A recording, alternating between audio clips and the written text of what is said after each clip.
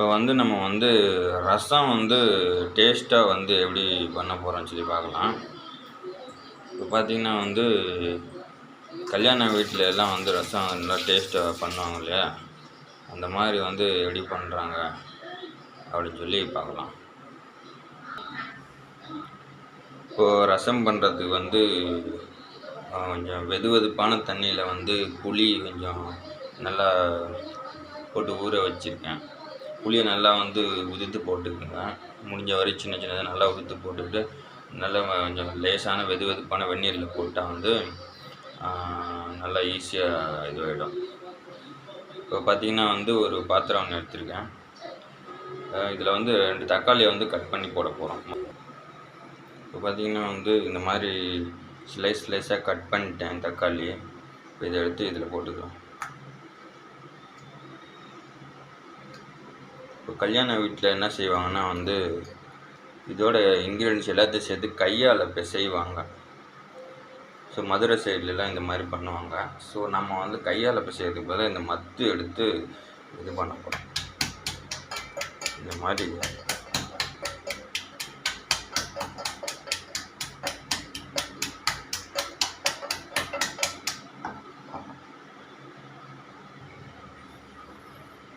நல்லா ஜூஸ் வெளியே வர்ற மாதிரி வந்து தக்காளியை வந்து நல்லா வந்து நசுக்கிட்டோம். இப்போ அடுத்தது வந்து ஒரு பச்சை மிளகாயை வச்சு அதே மாதிரி பண்ணிடலாம்.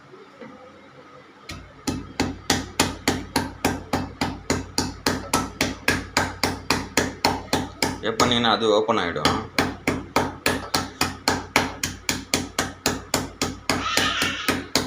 பச்சை மிளகா நல்லா ஓப்பன் ஆகிடுச்சு. இப்போ வந்து பூண்டு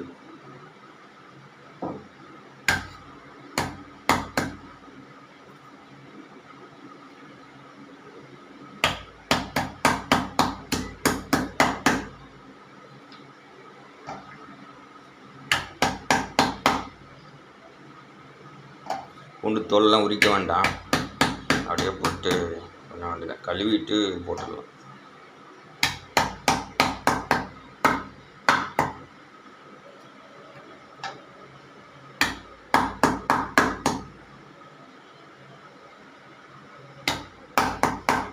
இப்படி ஒவ்வொன்றா வச்சிங்கன்னா தான் வந்து எது நசுக்கிருக்கோன்ட்டு நமக்கு தெரியும். நான் ஒவ்வொன்றா போடுவோம். ஓகே, கோவிட் டைம்னால கொஞ்சம் பூண்டு அதிகமாகவே சேர்த்துக்கலாம், நல்ல வாசமாக இருக்கும்.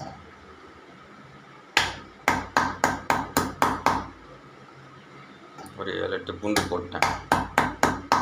ஓகே, இப்போ வந்து இதை வந்து ஒரு ஸ்பூன் எடுத்து இது பண்ணிக்கலாம். மிக்ஸ் பண்ணிவிட்டு கருவேப்பிலை கொஞ்சம் போட்டுக்கலாம். கொத்தமல்லி இருந்தால் கொத்தமல்லியும் நிறைய போட்டுக்கலாம்.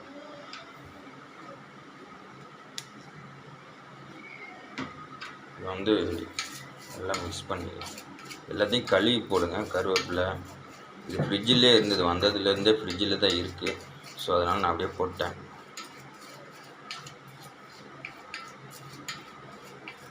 எதுவாக இருந்தாலும் வந்து இந்த கழுவி தான். இப்போ வந்து கொஞ்சம் பெருங்காயத்தூள் கொஞ்சமாக போட்டுடலாம்.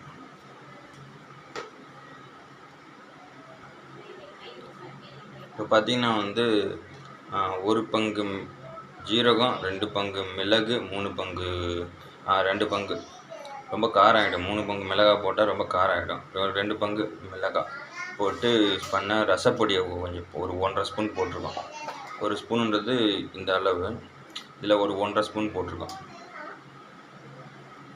இப்போ எல்லாமே வந்து தக்காளியில் இருக்கிறது சரி, மிளகாயில் இருக்கிறது சரி, உப்பில் இருக்கிறது எல்லாமே வந்து கெமிக்கல்ஸ் தான் இல்லையா. ஸோ அதெல்லாம் வந்து கொஞ்சம் ரியாக்ட் ஆக விடுறோம், கொஞ்சம் நல்லா கலக்குறோம். இந்த ரசப்பொடி, பூண்டுலேருந்து வந்த எசன்ஸ் எல்லாத்தையும் கூட கொஞ்சம் உப்பு உள்ள போட்டுக்கலாம். இது கூட கொஞ்சம் இந்துப்பு கொஞ்சம் போட்டுக்கிறேன். ஏன்னா கல்லுப்பு அதிகமாக போட்டேன். ஸோ இந்துப்பு கொஞ்சம் தான் போட முடியும். ஸோ இது போட்டேன். ஸோ இதில் வந்து நம்ம வந்து வேணும்னா வந்து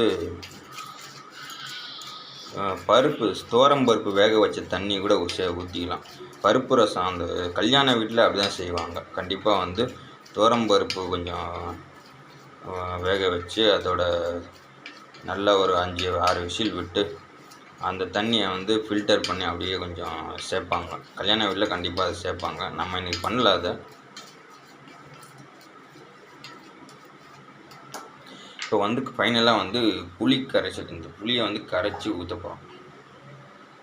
புளி வந்து ஆல்ரெடி நல்லா ஊறிட்டுருக்கு, இதை கரைச்சி ஊற்றப்போம்.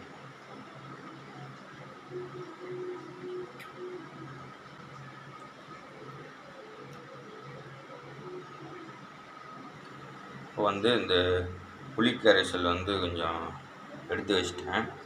இது கொஞ்சம் சேர்த்துக்கிறோம். ஓகே. ஸோ இதுக்கு ஏற்ற மாதிரி வந்து தண்ணி மிக்ஸ் பண்ணிக்க வேண்டியது. உப்பு சரியாக இருக்கான்னு பார்த்துட்டு துவரம்பருப்பு வேக வச்சுருந்தீங்கன்னா வந்து ஒரு 5 விசில் கூட தண்ணியை ஊற்றிட்டு கொத்தமல்லி போட்டுட்டு வச்சிங்கன்னா வந்து ரசம் ரெடி ஆகிடும். இருங்க பார்க்கலாம். இப்போ வந்து தண்ணி சேர்க்க போகிறோம். பார்த்திங்கன்னா கிட்டத்தட்ட ஒரு 1.5 டம்ளர் தண்ணி ஊற்றிட்டேன்.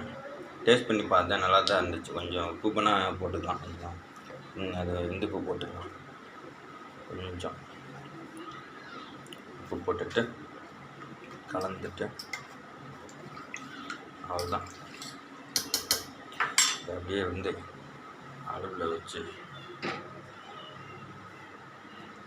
சூடு பண்ண வேண்டியதுதான். இது வந்து கொதிக்கணும்னு அவசியம் இல்லை. பருப்பு தண்ணி ஊற்றினா நல்லா கொதிக்கணும். ஏன்னா வந்து பருப்பு சீக்கிரம் கெட்டு போயிடுன்றதுனால வந்து நல்லா கொதிக்க விடுவாங்க பருப்பு தண்ணி ஊற்றிருந்தா. இது வந்து கொதிக்கணும்லாம் அவசியம் இல்லை. நுரை வந்து பிரிகிற மாதிரி இருக்கிறப்போ ஆஃப் பண்ணிட்டா போதும். பார்த்திங்கன்னா வந்து நுரை வந்து லேசாக கொதிக்க ஆரம்பிச்சிருச்சு. ஸோ இந்த அளவுக்கு சூடானா போதும், ஆஃப் பண்ணிடலாம். ஸோ இப்போ வந்து நமக்கு வந்து ரசம் வந்து ரெடி.